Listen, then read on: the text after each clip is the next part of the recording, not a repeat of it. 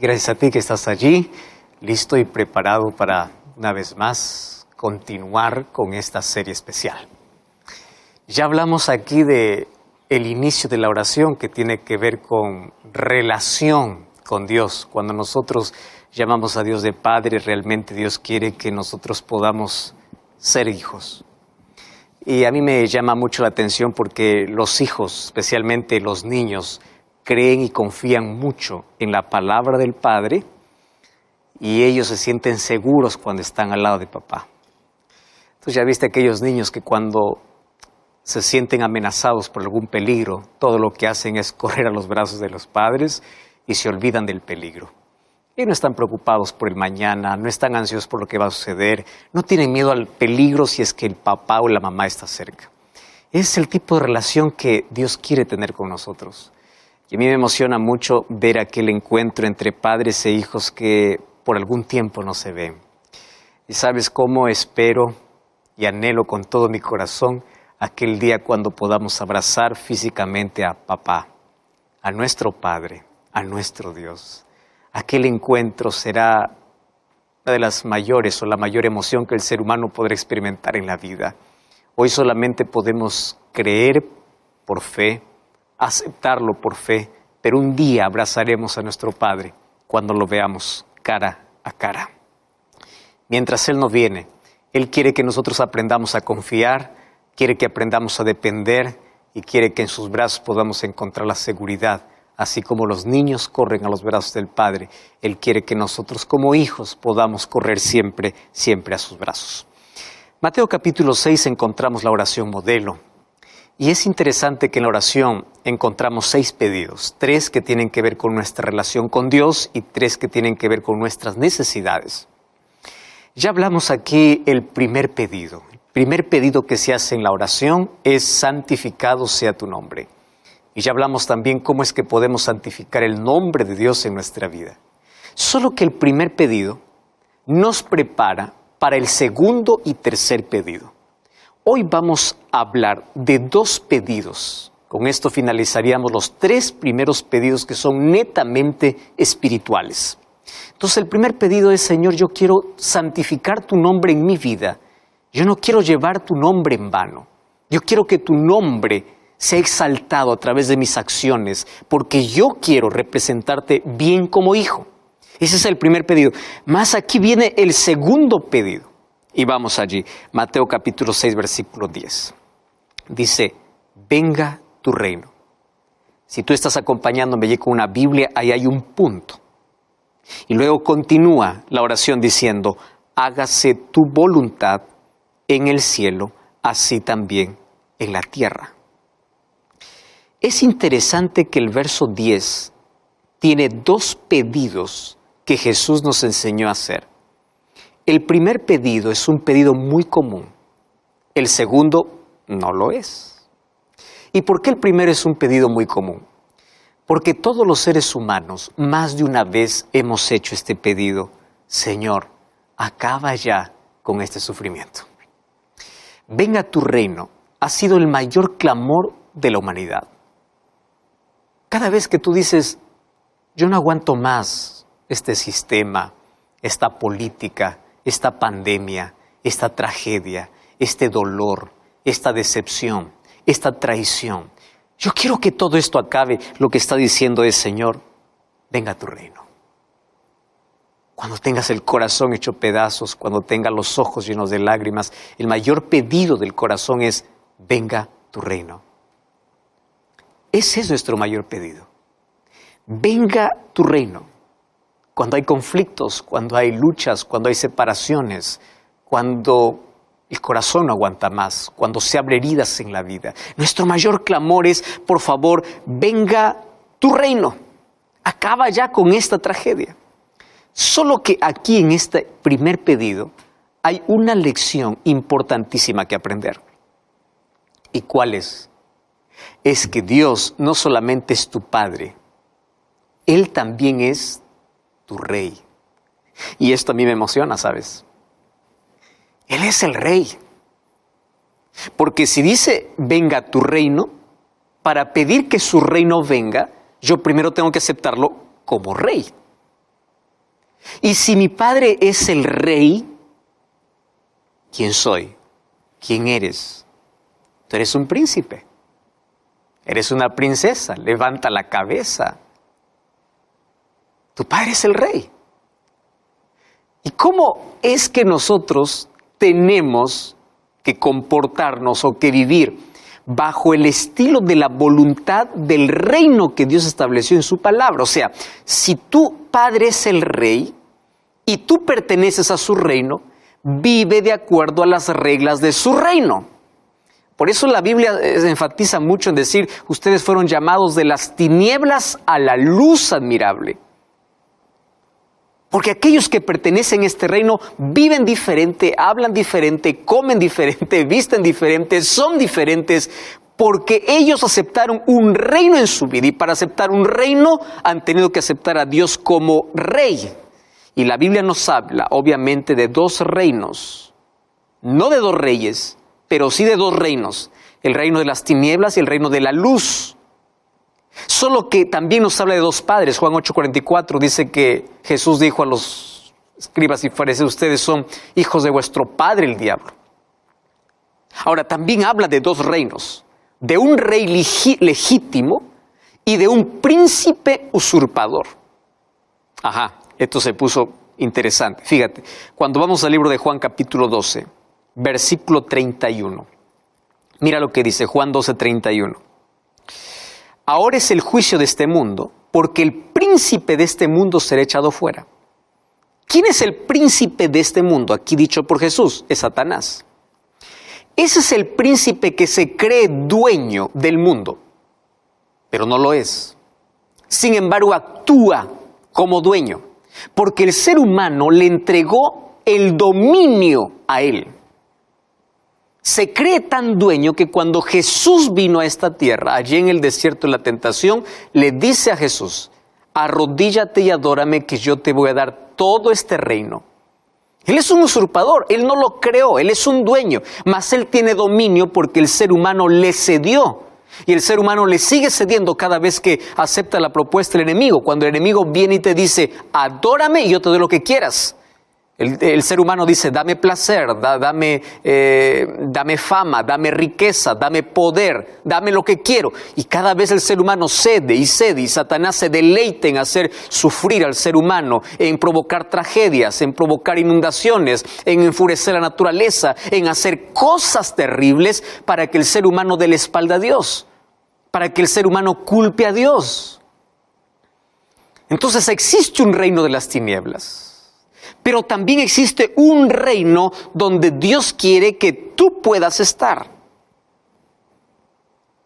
Ahora, ¿cómo es el reino de Dios? El libro de Mateo capítulo 4, versículo 17, dice así.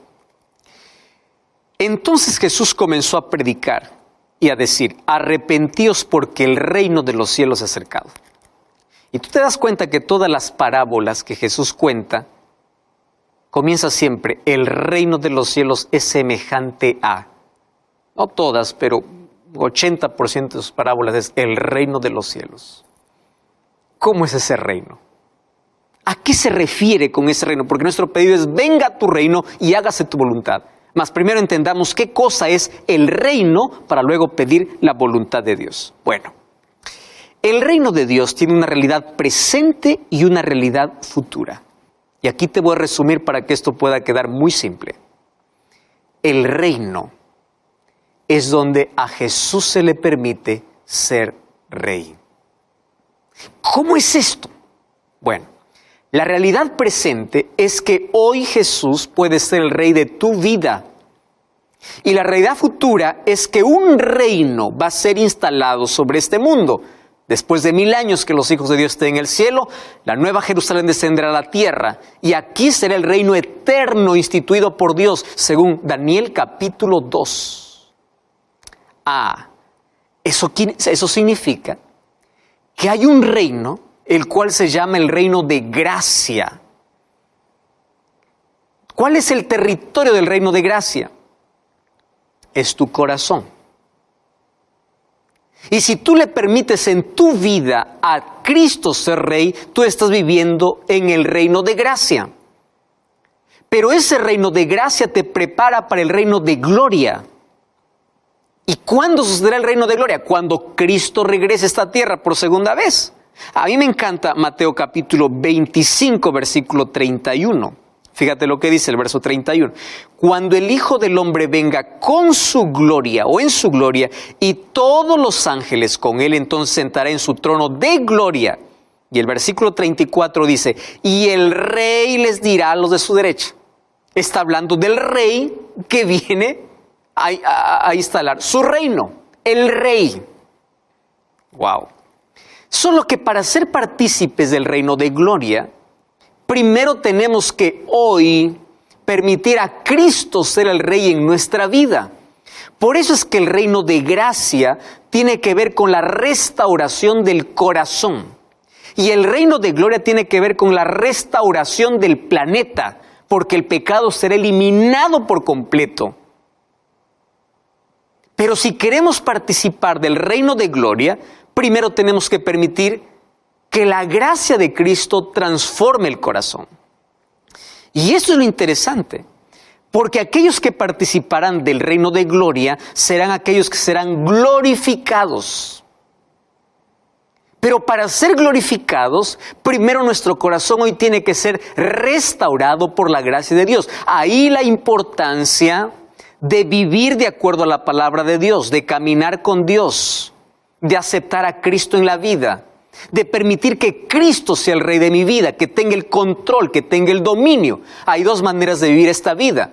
O vives de acuerdo a tus deseos o vives de acuerdo a la voluntad de Dios. Entonces, ese reino comienza primero restaurando nuestro corazón. Y cuando Cristo restaura nuestro corazón, nos prepara para poder vivir en su reino de gloria. El libro de Apocalipsis capítulo 21, versículo 7 y versículo 8 me dice quiénes no entrarán en el reino de gloria. Versículo 7 dice, el que venciere heredará todas las cosas y yo le seré su Dios y él será mi hijo. Pero los cobardes, incrédulos, abominables, homicidas, fornicarios, hechiceros, idólatras y mentirosos tendrán su parte en el lago que arde con fuego y azufre. O sea, aquí me dice quiénes no entrarán. Entonces aquí en la lista, quien encabeza la lista están los cobardes, aquellos que nunca se atrevieron a dar un espacio a Cristo para que gobierne su vida. Y luego están aquellos, los homicidas, los asesinos, los ladrones, etcétera, etcétera. Sin embargo, aquí viene una noticia. El reino de gloria estará lleno de pecadores arrepentidos.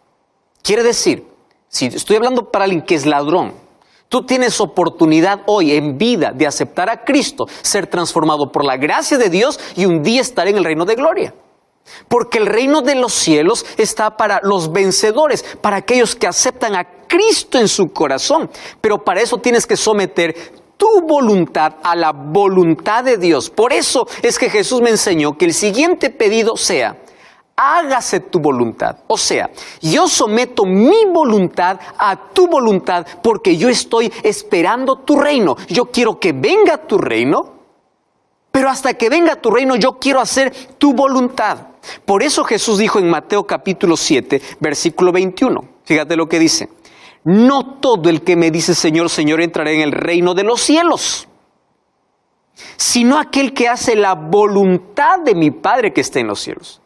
No basta ir a la iglesia, no basta decir ser creyente, no basta ser religioso, porque dice, muchos me dirán aquel día, Señor, en tu nombre hicimos milagros, echamos fuera demonios, en tu nombre, y yo les diré, nunca os conocí.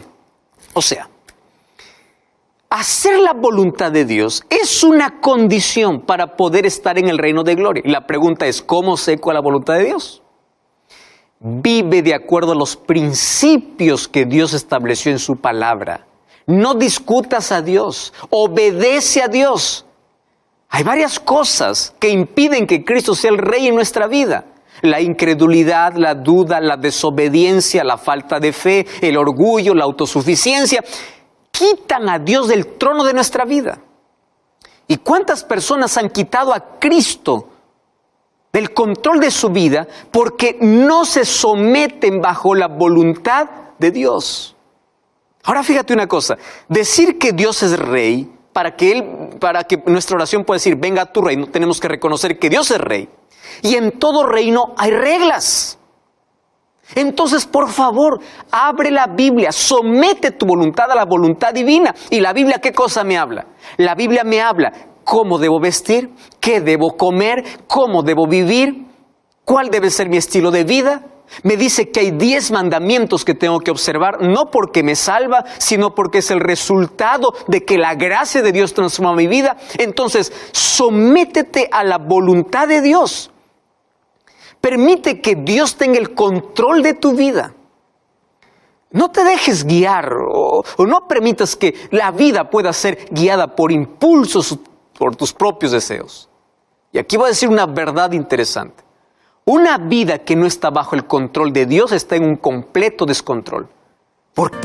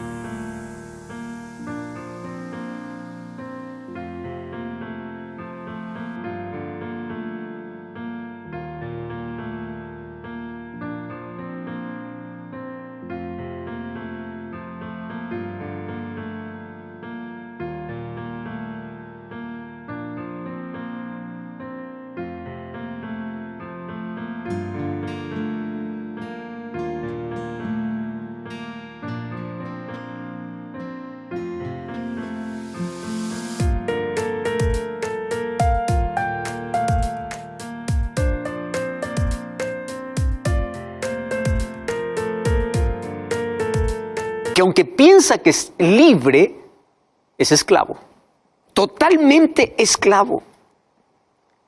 Sabes que en la Biblia yo encuentro a alguien que aceptó ese reino. ¿Recuerdas de aquel ladrón en la cruz?